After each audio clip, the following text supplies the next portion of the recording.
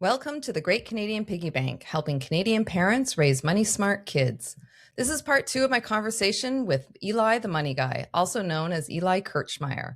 Today, we're tackling one of the hardest and most emotional money topics parents face: how to divide an inheritance fairly, especially when you have more than one child or a blended family. We're talking about fair versus equal. This is one of those conversations that's uncomfortable to avoid, but powerful to have. Welcome back, Eli. Yeah, thanks for having me. So, this is a very emotional topic, and I know you are more on the finance side, but I love that we're just tapping into all your experience you're having with your clients. So, with your experience, when parents think about dividing an inheritance, the big fear is being unfair. What does fairness actually look like versus splitting things equally? Yeah, that's a great question. We always use the line fair isn't equal and equal isn't fair. And there are so many different family dynamics that can come into play when you're figuring out how to divide things equally. I think most parents generally would agree that they're trying to maintain harmony within their families, that they Hmm. don't want their kids to hate each other. They want to pass things on and continue to kind of maintain that family unit.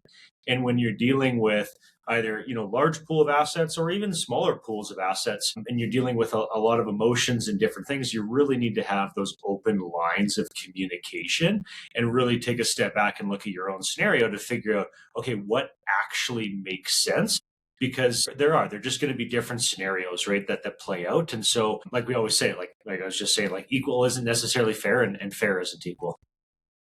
And so, how do you guide them then if it looks more fair than equal? Yeah, so we'll deal with a lot of scenarios. I mean, some of the main ones are division of property, division of businesses.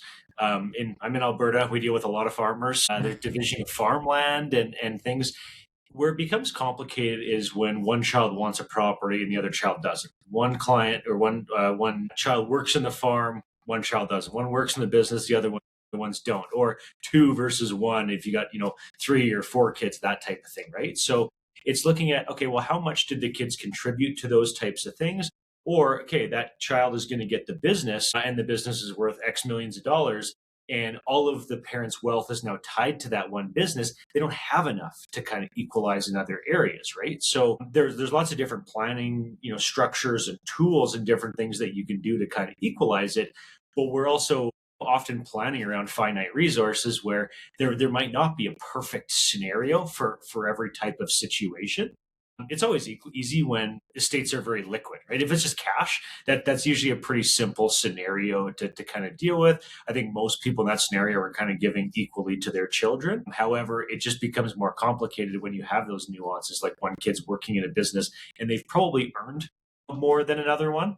And then you got to really kind of use your judgment and have those open lines of communication so that one child isn't just completely caught off guard and surprised when things, push comes to shove, when somebody passes away. Because I think it's those surprises that really tear people apart and cause fights, as opposed to having those open communications while people are still alive, as opposed to kind of that sore spot when no one's around to kind of reconcile it. Oh my God. Okay, so then why? So you kind of touched upon it there. Why do you think families fall apart over inheritances? Like, do you think it is about money, or do you think it's because there's deeper family emotional issues? Like, what do you see a lot? Yeah, it's all tied together. You hit the nail on the head, right? So, I mean, obviously, you add a few zeros to any number, and people are gonna come out of the woodworks, and potentially argue over things. A lot of it is emotional, and dad loved me more, or loved you more, or that type of thing. Oh my God. It can be, or it's just money. At the end of the day, I think it all comes down to communication, right? Right. I think that at the end of the day, so many people don't talk about this stuff. In lots of cultures, it's very much taboo to talk about this kind of stuff. And I think it comes from a good place. Like, you want to make sure that your children are self-sufficient. You want to make sure they're self-starters. You want to make sure that they're contributing to society. And you don't want to kind of ruin a person's Mm. drive to kind of succeed. But by not having these conversations at all, you're just opening yourself up to so much potential conflict. And that's where we see the issues arise, is mom or dad's passed away, or both of them are passed away. Something they didn't think was fair and was never explained to them. And now they have so much resentment for, a sibling.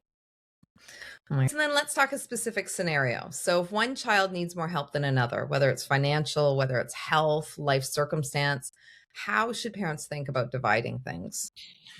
Yeah, so I like to, to explain to parents that your job first is to be a parent and to nurture your kids, to raise your kids, to set them up as best as you can for success. There's obviously lots of different opinions on how to do that. But if you have one child that needs more help than another, I think it's your responsibility as a parent to help that child out, right? And we'll deal with that a lot with like disability planning. Right? When you have someone with special needs, right? Whether it's, we deal with lots of parents who have children with like autism or Down syndrome or different types of disabilities where they're not going to be able to hold down a job or have the same opportunities from a financial standpoint as other kids. I think it's really important to have things like Henson or disability trust set up to take care of, to take first, right? So I think it's part of it is the dynamic, and you named a few different types of scenarios where one child needs more help than another. There's obviously situations where it's just substance abuse issues and that kind of stuff, where spendthrift trust could also kind of be important there. But a lot of the time I tell parents like it is really important that you take care of people that just need more assistance and be that parent first, then work on equalizing in the state after the fact, if that makes sense. Now, not everybody will agree with that, and there's different dynamics we can kind of play around, but I think that's the important piece is to raise your kids first. Yeah, absolutely. So then how do parents avoid creating conflicts or creating resentment between siblings? Yeah, I'm going to bring this up a lot.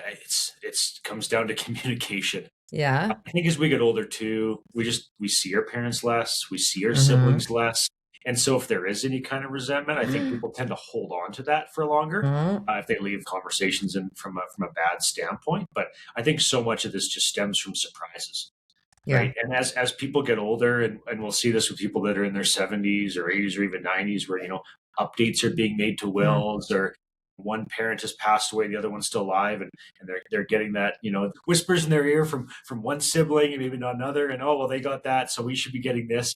And it's kind of those things done behind closed doors as opposed to open, frank conversations among families. And I think Mhm. that's the really key important part for parents, is just to be having those open lines of communication with their kids so Mhm. that you don't establish that resentment by being surprised. So then this is a particularly tricky one. What should parents do differently in blended families, step parents, or second marriages, which becomes so tricky? Yeah, and having an up-to-date will absolutely is Yeah. super crucial, because every province is different, right? And they determine things. So if you have a blended family where you have a second, third, fourth marriage, especially later in life when you've already got kids, have kids with that partner, they've got kids, right? So having up-to-date wills, having a cohabitation agreement, do the mature thing, right? Have those conversations. I know they're not necessarily the fun ones to have, but do that, because if you don't, and all of a sudden somebody's getting disinherited because you didn't have this conversation, money's going to somebody that wasn't the intention, but that is technically the order of the law because that's how things are written. So just define your own rules. That's the whole Mhm. benefit of having that will, is to define your own rules so that it's not governed by, for example, the Wills and Succession Act, right? Because that you might not want everything going to your new spouse. You actually wanted it going to your kids. So just be able to define that. We'll also see things with, it might be worth setting up some form of a family trust type of arrangement so that maybe your new spouse, you're going to give them access to, the income from your assets while they're living. But what that does is it allows you to set an ultimate beneficiary that's going to receive all the proceeds. So that's still going to your kids. So that way, if you are in a second marriage later in life, you're like, well, I want to support this new individual, my new spouse, for as long as they live, but I don't want them to inherit everything, because then they could just disinherit my own kids. So I want to set Mhm. up a trust so that they're taken care of as long as they live, and then I'm protected because I know that money's going to flow to my own children down the road. Mhm. So with blended families, really important to have those wills updated. Really important to have cohabitation agreements, and there's a lot of trust arrangements I think that should be looked at, just to make sure that you're protecting what your wishes are. And because people Mhm. change too. Yeah, absolutely. Okay, so here's another scenario is so Canada has a lot of first generation families. Some cultures believe that the firstborn son should inherit the most and daughters should receive less. How can the kids manage this if this is their parents' belief? I think it's going to depend on the kids, right? And Yeah. how good of a relationship they have and what they deem to be kind of fair and equal. The simplest way to think of it too is that once an estate has been settled, I mean, the taxes have generally been paid, Mm, unless there's some trust planning and stuff involved. So if the other sibling wants to equalize things, I mean, they can, right? They can for now, mm, to gift those assets over. mm, But there's only so much that you can do if you're the one being disinherited to mm, do that. We see somewhere, I think it's the stats are somewhere between, 0.5 and 3% of wills are ever contested. mm, And there are actually certain laws in Canada about disinheriting children, and it does vary from province to province as well. There are certain rules in that in place that you can't just disinherit a child just because you want to for, mm. for certain reasons. Now, are there ways around that with different types of planning? But I would say if you're struggling with something like that, it may be worthwhile to seek legal advice if that's the route that you want to go down to try to equalize things.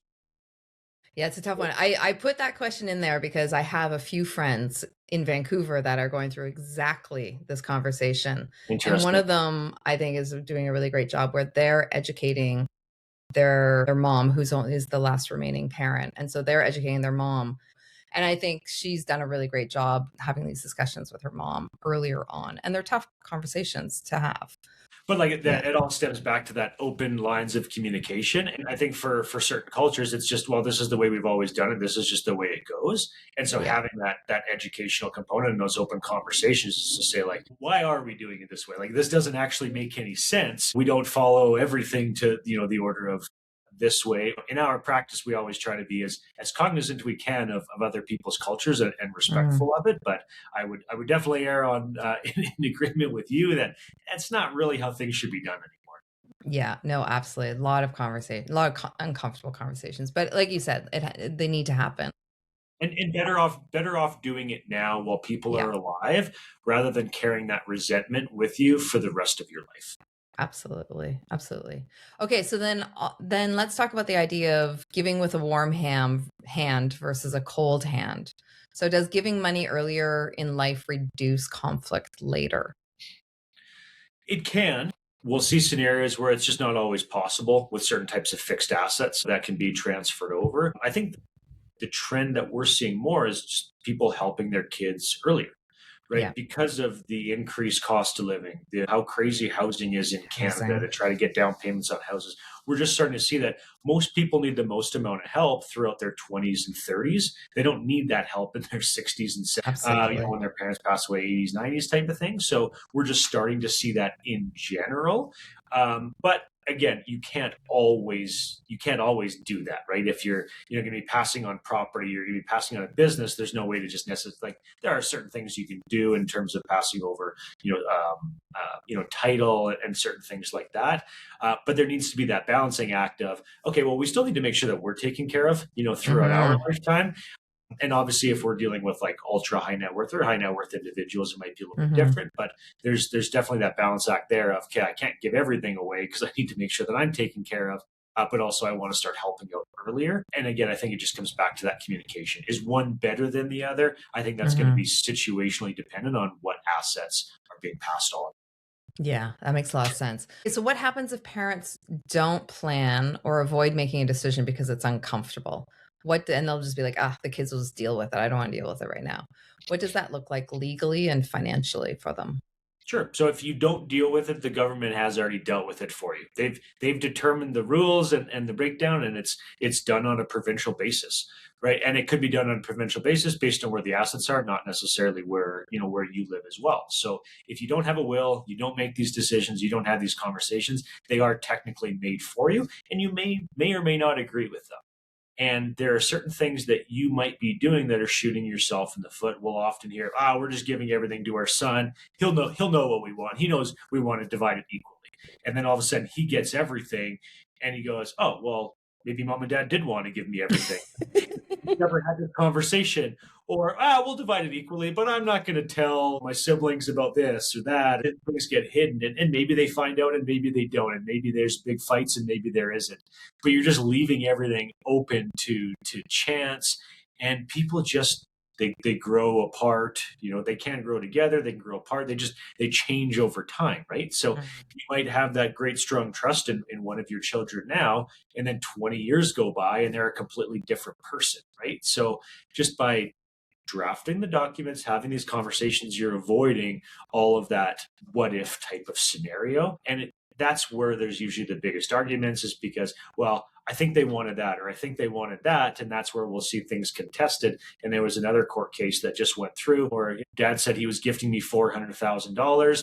Well, it wasn't properly documented. Did he actually say that? Are you just saying that? It's fighting in the courts about it right now. Oh my Is that gosh. like that kind of stuff is what happens. Okay, so then let's get down to the nuts and bolts then. What tools make dividing an inheritance smoother? Trusts, wills, beneficiary designations, family conversations. What works the best? All of the above. I think you hit the nail on the head there. So I think it starts with conversation, right? And Yeah. understanding how things are going to get divided. And then you would reach out to a professional who would help you structure that in a way, through, updates to your will. In usually beneficiary designations are used more in terms, from a tax planning or a probate planning standpoint. If you're going to err on the side of caution, don't have beneficiary designations, flow everything through your trust. Depending on the province, obviously you want beneficiary designations just to bypass the estates. You're not having to pay probate. But a lot of times people shoot themselves in the foot by doing so much work to avoid probate, and then all of a sudden it puts some of your planning offside because what's written in the will doesn't coincide with what these beneficiary designations are doing, because now they're bypassing the will. So I would say, yeah, have those conversations, bring in a professional to have those conversations, and then talk with somebody who can actually sit down with you personally and structure kind of all these things. Because there's lots of different strategies and tricks and tips and different things depending on what it is that you're trying to accomplish. But yeah, the use of wills, the use of trusts for certain scenarios, they're all different tools that you can have in your tool belt to make things really efficient. So then for a final wrap up here, for the parent listening who has multiple kids or a blended family, what is one step they should take this year to prevent conflict? The first step I would probably take, it's funny to say the very first step, I would say is just sitting down with your spouse, if you have one, or just sitting down by yourself and writing out, if I were to die tomorrow, how would I want things distributed? And just starting to kind of write through that and write that stuff down and put it down somewhere so that it's not just in your head. And then, typically the first step is going to be call a professional, and they can kind of guide you through those types of conversations. But if you're not there yet, or you're not comfortable, just the first thing that you can do is just start to write some of that stuff down. If I had to give, I guess, one piece of advice, another piece of advice might be filling out executor information forms, because that's just one thing that nobody does. Writing down everything your executor needs to know to be your executor. It's going to depend on which stage of planning you're at. I think it's something like only 1/3 of Canadians have an up-to-date will. So, and don't put your passwords inside of a computer in a document that's behind a password. Yeah. Nobody can access that. 100%. Oh my gosh. Okay, thank you so much for your time today, Eli. This has been incredible and anxiety inducing. Good. Well, use that anxiety to motivate you if you're listening. Absolutely. Okay, thanks so much. If there's one thing I hope parents take away from this episode, is that inheritance decisions are relationship decisions, and avoiding them doesn't protect your family. It usually leaves them with more confusion, resentment, and stress later. Fair does not always mean equal. Blended families add real complexity, and cultural expectations can make this even harder. But clear communication and a plan are what actually keeps families intact. Take Eli's advice and use it as motivation. Start by writing things down, start a conversation, or talk to a professional, but don't leave these decisions to chance. If you found this helpful, share it with another parent who might need it. I'm Christy Ray, and this is the Great Canadian Piggy Bank, helping Canadian parents raise money-smart kids.